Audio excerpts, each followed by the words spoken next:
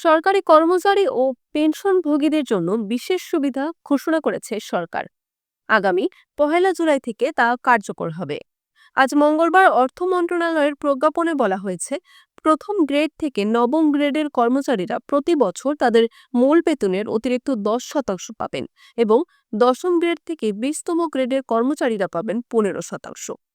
কর্মচারীদের জন্য সর্বনিম্ন প্রদেয় পরিমাণ হবে ১,০০০ টাকা, পেনশনভোগীদের জন্য ৫০০ টাকা।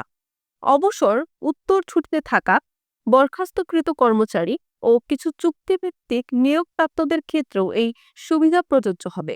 তবে যারা বিনা বেতনে ছুটিতে আছেন বা যাদের পেনশনের সম্পূর্ণ অংশ সমর্পণ করে এককালীন আনুতোষিক নিয়েছেন, তারা এই সুবিধার আওতায় আসবেন না। রাজস্ব বাজেটের বাইরে স্বায়ত্তশাসিত ও রাষ্ট্রায়ত্ত প্রতিষ্ঠানগুলোর ক্ষেত্রে এই সুবিধার খরচ তাদের নিজস্ব বাজেট থেকেই বহন করতে হবে। বরিশাল.নিউজ।